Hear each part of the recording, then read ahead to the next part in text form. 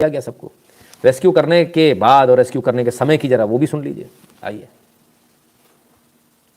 नहीं बता रहा हूँ आपको, बॉर्डर पे पता है इतनी गंदी भीड़ है, सारे बच्चे पहने के वो बॉर्डर में भग के जाते हैं, बॉर्डर क्लोज हो जाते हैं। आज आप बोल रहे हो, आपने एडवाइजरी देखा होगा, कल बोला गया था कि आप किसी भी हाल में निकलो, चाहे कुछ भी हो जाए निकलो। सर लास्ट मोमेंट आपने ये बातें क्यों बोली? जब सिचुएशन और ज्यादा खराब हो गई तब आपको क्यों निकला कि नहीं, बच्चों को तो खुद ही अब निकलना पड़ेगा? आपको याद है ना एडवाइजरी कब थी? आज कौन सी तारीख है? 3 मार्च। ये एडवाइजरी कब आई थी? 15 फरवरी। कितनी एडवाइजरी आई? कमाल, कमाल है भाई। ऐसे ऐसे लोग, ऐसे ऐसे लोग, इतने ओजस्वी लोग, कमाल के लोग। तो इनका आज लास्ट मोमेंट पे क्यों बताया? लास्ट मोमेंट पे नहीं बताएगा, आपको तो हर मोमेंट पे बताएगा, पर आप लोग निकलने को तैयार नहीं। तब तो आप मजाक कर रहे थे, आप लोग खड़े होकर, तब आप चाटी बन रहे थे, तब आप पेटीकोट के गुलाम बन रहे थे, उसमें मजा आ रहा था आपको। तो इसमें दूसरे का दोष थोड़ी है, इसमें आपका दोष है, आपकी परवरिश का दोष है। अपने बाप को गाली दो भाई। रीटा राव जी धन्यवाद। अबराज्योति घोष धन्यवाद। चलिए और सुने, पहले इनकी पूरी सुनने। सर कल मजबूरी थी, क्योंकि सबने यहाँ पे जानते हैं हमारे एक कलीग की डेथ हो चुकी है। सर मजबूरी थी सबका निकलना, नहीं निकलते सर, घर से प्रेशर है सबके ऊपर कि क्या हो जाएगा। हमें नहीं चाहिए फ्री फ्लाइट, हमें बस बॉर्डर तक सेफली पहुंचाइए। हम सरकार से ये एक्सपेक्ट करते हैं, हमें नहीं चाहिए। हम ये 10 बार बोल रहे हैं, प्लीज हमें इवैक्यूएशन नहीं कराना है, अगर ऐसा इवैक्यूएशन है। तो साहब ये है। तो कहते हमें फ्री फ्लाइट नहीं चाहिए, पैसे दे दो, चलो नहीं चाहिए तो। कितनों ने इसमें से पैसे दिए देखें? अभी वो भी देखेंगे। इनके माँ बाप कितने बेईमान होंगे, जब ये अपना अस्पताल खोलेंगे तब ये क्या हाल करेंगे हमारा। इनको सर, इनको पास ही नहीं होने देना चाहिए, और ये होंगे भी नहीं। ये पैसे दे के पास हो जाएंगे, बात तो ये है। दिक्कत तो ये, भारत में करप्शन इतना है। मच्छर भी दिख रहे हैं आज ही, अभी तो बहुत कुछ दिखेगा। देखिए एक वीडियो देखा आपने इस लड़की का, बड़े कमाल की बात है। NDTV था ये, और यही लाल वाला NDTV माइक अभी फिर घूम कर पहुँचेगा इसी लड़की के पास फिर से। कमाल की बात है। आइए। अगर हम रोमानिया से लाया गया है तो हम तो जनरल फ्लाइट बुक करके भी सर हम आ जाते। सेम लड़की, एक ही लड़की है, सेम लाल माइक, कोई दूसरा माइक भी नहीं है। आइए। तो तब होता सर जब हमें वॉर जोन से निकाला गया होता सरकार के द्वारा, पर सरकार के असर उन्होंने तो एक एडवाइजरी जारी कर दी, आप अपने से निकल जाओ, जहाँ पे जाना है आपको, बॉर्डर पहुंच जाओ, फिर हम आपको निकाल लेंगे। तो सर ये इवैक्यूएशन कैसे हुआ? हम जहाँ से निकले सर, हमारी सिटी में कंटिन्यूअस ब्लास्ट हो रहे थे सर, वहाँ पे शेलिंग हो रही थी, जिसका मतलब भी हमें नहीं पता। जी मैं ओडेसा सिटी में थी, जहाँ का मिलिट्री बेस सबसे पहले डिस्ट्रॉय हुआ था सर। तो हमें शेलिंग का मतलब तक नहीं पता था सर कि एक्चुअली क्या होता है। और हम ऐसी सारे सिचुएशन से निकले हैं, वहाँ पे खुद से सब कुछ झेल के, खुद से बस करके हम बॉर्डर पे पहुंचे। सर कम से कम बॉर्डर पे तो हमें कॉपरेशन मिलना चाहिए था ना। ठीक, बॉर्डर पे कॉपरेशन मिलना चाहिए था। अच्छा, इनका कहने का मतलब है इनके माँ बाप की गलतियों को देश भुगते, मतलब देश का कोई आदमी जाए वहां मरने, आप अपने माँ बाप को बुला लेती, बुला लेती। किसने मना किया? नहीं करती। तो बुला लेते। इवैक्यूएशन हो रहा था, तुम नहीं करते, किसी ने मना थोड़ी किया था। बुला लेते अपने माँ बाप को। आया नहीं, सगा बाप भी नहीं आया, माँ भी नहीं आई छुड़ाने। ओहो, अच्छा, मतलब बसों में भी भारत की एम्बेसी ने जो बसें कराई, उन बसों में बैठकर आए हो, बॉर्डर तक आए हो। बॉर्डर पे अगर भारत सरकार ही बोल देती कि रहने दो भाई, हम नहीं जानते कौन है, तो वहां घुस नहीं पाते। पोलैंड से लेकर कोई भी दूसरा देश आपको घुसने नहीं देता, वहां हाथों हाथ बुलाया गया। कमाल के लोग हैं, मतलब ऐसा झूठ, ऐसा गजब का झूठ। ये बच्चे, इनको बच्चे बोलते हो आप? आइए अब इन मोहतरमा को देखिए, वही आर वाला टीवी, वही इन्हीं को पकड़ रहा है और किसी को नहीं पकड़ रहा। इनको एक मिल गई बस। ठीक है। Evacuation is a duty not a favour. Rahul Gandhi, तुम्हारे बाप दादा नाना नानी अम्मी, हाँ, इनमें से कितनों ने इवैक्यूएशन कराया था, मुझे बस इतना बता दो, तब मैं मानूंगा इस बात को। ठीक है। तो evacuation is a duty not a favour. नहीं भाई साहब, ये आपकी कौन सी गलतफहमी है ना? ऐसी कोई ड्यूटी नहीं है। टैक्स भरना ड्यूटी है जो उनके बाप ने नहीं भरा। ठीक है ना? अब वो बताता हूं कैसे। रणदीप सिंह सुरजेवाला, उन्होंने भी ट्वीट किया, भाई पप्पू ने किया, पप्पू की पूरी पार्टी करेगी। This brave daughter of India has exposed fake PR of Modi government as PM Home Minister Defense Minister was busy in election rallies. This was the harrowing experience of our children in Ukraine. Do listen. इन्होंने कर दिया।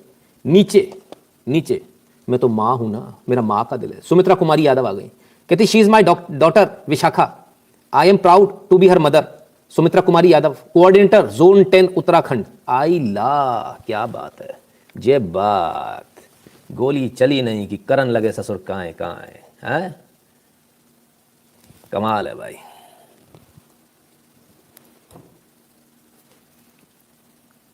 Coordinator है, किस चीज़ की coordinator है? Zone बता रही थी कोई सी, पता नहीं। आओ देखें। सुमित्रा यादव मिल गई और सुमित्रा यादव आ गई और क्या कहती हैं, 46 कपकोट विधानसभा कांग्रेस प्रत्याशी ललित फरसवान जी के लिए मतदाताओं को डोर टू डोर संपर्क किया। जय कांग्रेस जय उत्तराखंड। अरे गजब आंटी, आपकी बिटिया है। अरे तो ऐसी तो होएगी ना, कांग्रेसी जो गद्दार हो, खून में ही गद्दारी बसी है भाई, कमाल है। तो कांग्रेस की है साहब, कांग्रेस की नेत्री की सुपुत्री हैं। अच्छा अच्छा, जे लो भैया आ गए। बागेश्वर विधानसभा उत्तराखंड को सम्मानित जनता को अपील करती हूँ, कांग्रेस प्रत्याशी रंजीत दास जी को भारी मतों से विजय बनाइए। ओफो, मैं तो मर ही जाऊँ भाई। गजब साहब गजब, कमाल हुई गवाह। एक से एक रेजवनवा आता है ससुरा, एक ये आ जाते हैं, कहाँ कहाँ से लोग आते हैं समझ में नहीं आता। बड़े कमाल की बात है। आप देखिए किस हद तक गिरी हुई हरकत कोई कर सकता है, किस हद तक गिरी हुई हरकत हो सकती है साहब। ब्रेव डॉटर नीचे लिखती जे रही, इनकी माता जी जे रही सुमित्रा कुमारी यादव। भैया यादवों देखना, सरनेम पे ही प्रॉब्लम नहीं आने लगे कहीं, लोग आपको पैसे नहीं समझ। सुमित्रा कुमारी यादव कांग्रेस डिजिटल सदस्य अभियान को जन जन तक पहुंचाकर सर्वाधिक सदस्य बनाने के लिए धन्यवाद। इनको धन्यवाद दे रही कांग्रेस, बिहार कांग्रेस। हे भगवान, बिहार कांग्रेस मार ही डाला। कहा बताएं, अभी और आने वाला है भैया। चलो ठीक है।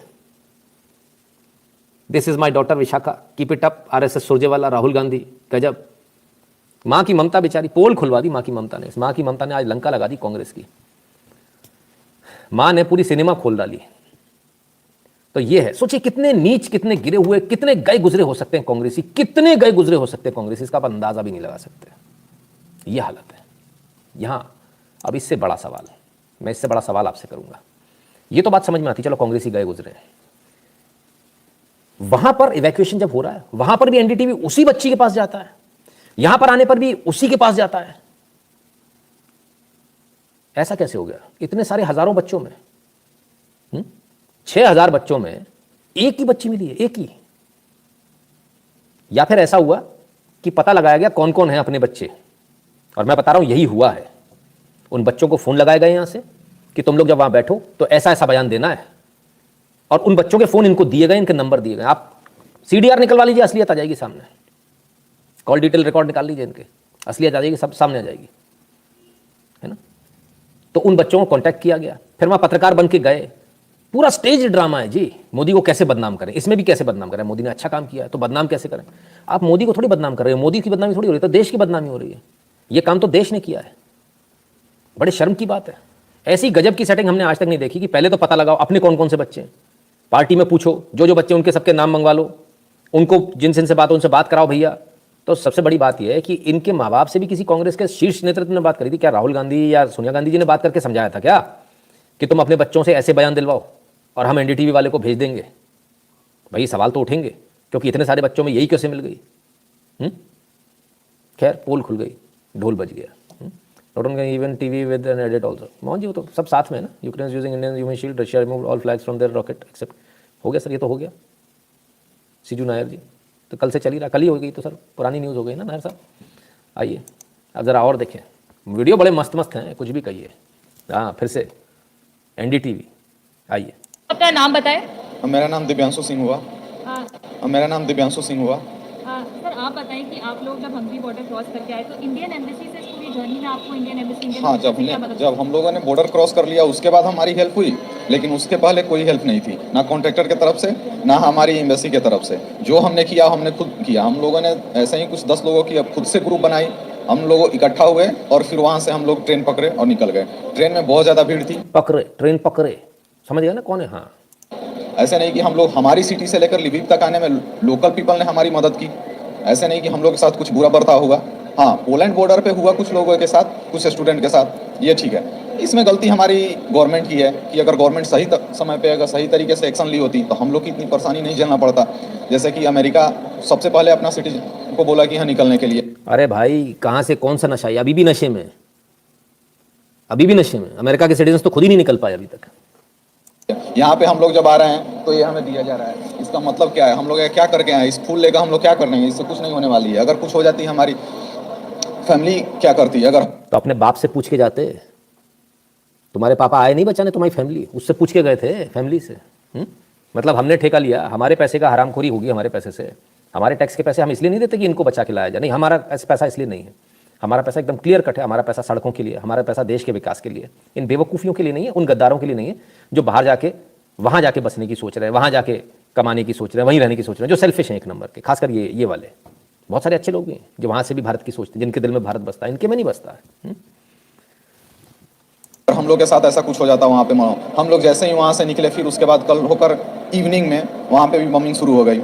लेकिन उससे पहले हम लोग सही टाइम पे एक्शन लिए, हम लोग खुद सोचे यहाँ पे कोई, हाँ फिर हमारे बाद लोगों को पता चला कि हाँ ये लोग निकल रहे हैं, तो फिर उसके बाद बाकी के बच्चे के लिए एक मतलब फ्री ये हो गया गाइडलाइन कि हाँ इस तरह से यहाँ पर आना है, फिर लोग आए आराम से। उन लोगों को दिक्कत कम हुई, हम लोग को दिक्कत बहुत ज़्यादा हुई। हमने जो कुछ किया, मिनिस्टर भी रिसीव करने आए थे, जो भी थे पता नहीं, मैं उनको नहीं जानता, ठीक है, वो उन लोग फूल बांट रहे हैं। इसका मतलब क्या है? ये फूल अगर पहले बांटे रहते, अगर टाइम पर एक्शन लिए होते तो ये फूल बांटने की नौबत नहीं होती। ये सब जो दिखावा चल रहा है इसकी जरूरत नहीं पड़ती।